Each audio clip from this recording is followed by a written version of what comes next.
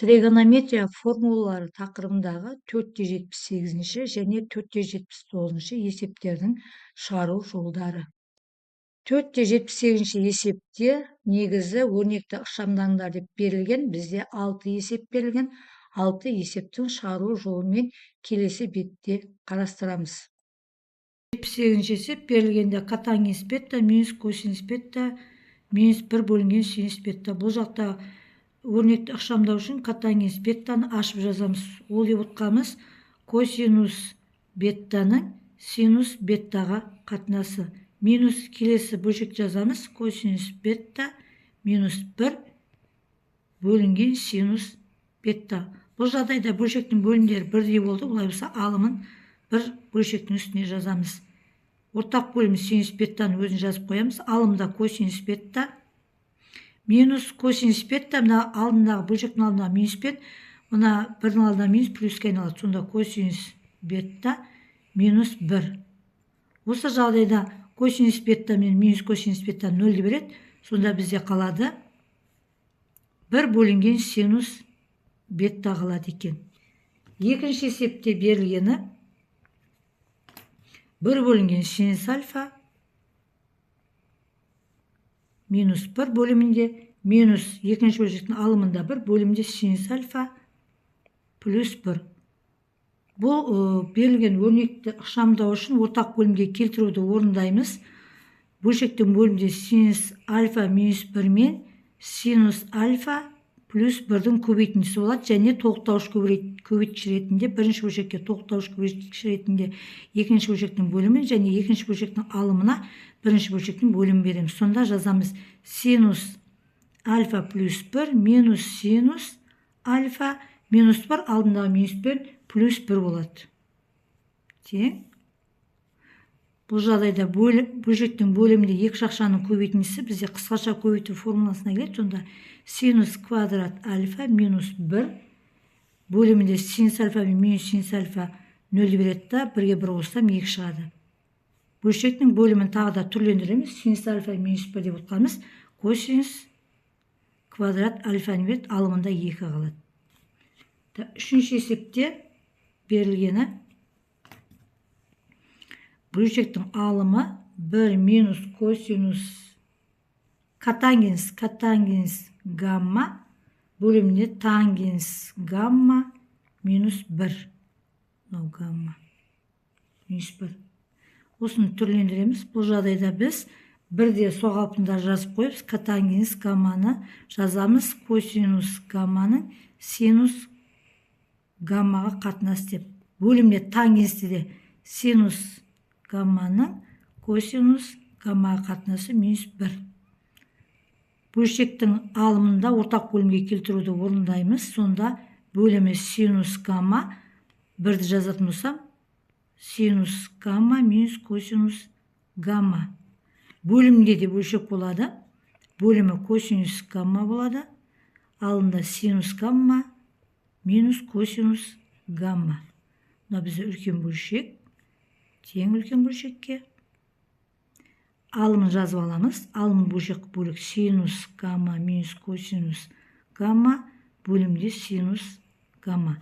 Мына үлкен бөлшек бізде бөлу амалын береді. Біз енді бөлшекті бөлу ережесін қолдана отырып, бірден кері бөлшекке айналдырып жібереміз. Сонда косинус гамма бөлімде тұру керек. Енді алымын ашады. Косинус гамма бөліміне синус гамма минус косинус гамма түседі. Осы жерде синус гамманың таңбасы плюс, мына синус гамманың таңбасы да плюс. Олай болса біз қысқартатын болсақ, түгелімен кетеді. Алымында қалады косинус гамма бөлімінде синус гамма. Екеуінің қатынасы бізге котангенс гамманы береді. Төртінші есепте бізде бұнда да бөлшек күйінде берілген синус квадрат тета, тета деп оқимыз, минус 1 косинус квадрат тета минус 1 қосылған тангенс тета котангенс тета берілген. Бұнда да түрлендіруіміз керек. Тригонометрия негізгі формуласындағы формулада біз бірден шығарып аламыз. Синус квадрат тета минус 1 деп отқанымыз. минус косинус квадрат тетаны береді. Мынауымыз бізге минус синус квадрат тетаны береді. Мына екеуінің көбейтіндісі қосылған бізге бірді береді формула бойынша. Сонда бізде екеуінің қатынасы терістан бөлсем 10 сан шығады. Бізде котангенс квадрат тета қосылған 1. Ол деп отқаны бізде формула 1 бөлінген синус квадрат тетаны береді екен. Келесі есеп косинус квадрат альфа минус шақшан жетеді котангенс квадрат альфа плюс 1 көбейтілген синус квадрат альфа. Бұл жағдайда біз түрлендіру үшін косинус квадрат альфаны өзін жазып қоямыз. Минус шақшан ішіндегі бізде өрнегіміз береді екен 1 бөлінген синус квадрат альфаны көбейтілген синус квадрат альфа бар. Осы жерде синус квадрат альфа мен синус квадрат альфа қысқарады. Сонда бізде қалады косинус квадрат альфа минус 1. Ол деп отқанымыз минус синус квадрат альфаны береді. 4-79 есепте өрнекті түрлендіріңдер деп берілген есептің шарты. Бұнда тригонометриялық өрнектерді қажетті формуланы қолдана отырып, түрлендіре отырып, есептің шығарамыз. Есептің шығару жолы келесі бетте. Есепте берілген бұнда да өрнектер ықшамдаңдар деген тригонометриялық өрнекте берілген тангенс минус альфа көбейтілген косинус альфа қосылған синус альфа. Тангенс тақ функция болғандықтан минустан бас алдына шығады. Сонда біз тангенсті ашып жазамыз. Синус альфаның косинус альфаға қатынасы көбейтілген косинус альфа қосылған синус альфа болады. Алдына минус барын ескереміз. Косинус альфа мен косинус альфа қысқарады. Қалды сонда минус синус альфа плюс синус альфа тең болады 0-ге. Екінші есепте берілген косинус квадрат альфа көбейтілген тангенс квадрат минус альфа минус 1. Тангенс альфа тангенс функциясы жұп тақ болғандықтан минустан бас алдына шықпайды. Бұл жерде квадрат болғандықтан плюске айналып кетеді. Сонда косинус квадрат альфа тангенс ашып жазамыз көбейтілген синус квадрат альфа бөлінген косинус квадрат альфа минус 1. Бұл жерде косинус квадрат альфа мен косинус квадрат альфа қысқарады. Сонда қалды синус квадрат альфа минус 1. Ол деп отқанымыз минус косинус квадрат альфа. Үшінші есепте котангенс минус бетта көбейтілген синус бетта бөлінген косинус бетта. Бұл жағдайда котангенс тақ функция болғандықтан минустан бас алдына шығады аргументтің. Және бұны ашып жазамыз. Бұл кезде жазамыз косинус бетта бөлінген синус бетта көбейтілген синус бетта бөлінген косинус бетта. Осы жерде синус бетта мен синус бетта қысқарады.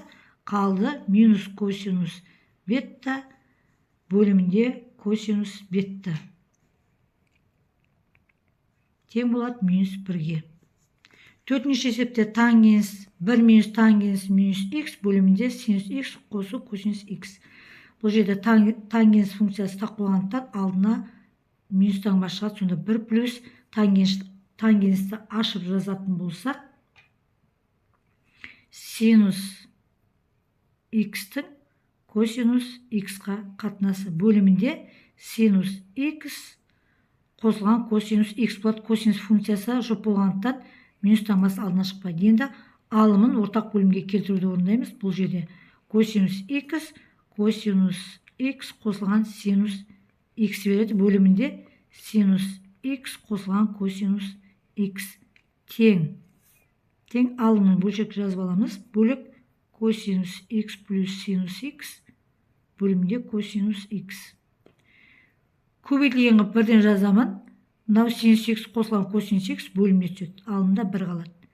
Косинус x плюс синус x екеуі қысқарады түгел. Сонда 1 бөлінген косинус x қалады екен. Келесі 5-ші есепте тангенс альфа көбейтілген синус минус альфа минус косинус минус альфа. Бұл жағдайда котангенсті біз ашып жазамыз. Және котангенс деп отқанымыз косинус альфаның синус альфаға қатынасы. Синус функциясы минус тақ болғандықтан алдына ашып кетеді. Сонда алдына минус мекқа шығады. Көбейтілген синус альфа косинус жұп болғандықтан минус косинус альфаны өзі жазылады тең. Ол жерде синус альфа мен синус альфа қысқарады. минус косинус альфа тең минус 2 косинус альфаға болады.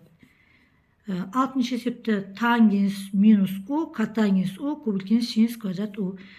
Тангенс у көбейткен котангенс у, бұның көбейтіндісі бізде формула бойынша 1 де береді, бірақ минус таңбасы тангенс тақ болғандықтан алдына шығады. Минус 1 плюс синус квадрат у тең, бұл деп отқанымыз бізде минус косинус квадрат уды береді. Жетінші есепте 1 минус синус квадрат минус y бөлімде косинус y. Бұл жағдайда біз түрлендіріп орындаймыз. Синус функциясы тақ болғандықтан минус таңбасы алдына шықпайды. Бұл жерде синустың квадраты болғандықтан плюске айналып кетеді. Сонда бізде 1 минус синус квадрат y бөлімде косинус y. 1 минус синус квадрат y деп отқан бізге береді екен. Косинус квадрат y де бөлімде косинус y.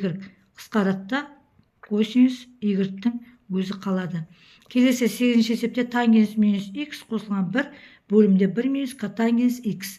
Тангенс функциясы тақ болғандықтан минус таңбасы алдына шығады. Синус x-тің косинус x-қа қатынасы деп ашып жазамын. Қосылған 1 бөлімінде 1 минус котангенс x косинус x-тің синус x-қа қатынасы деп жазамын.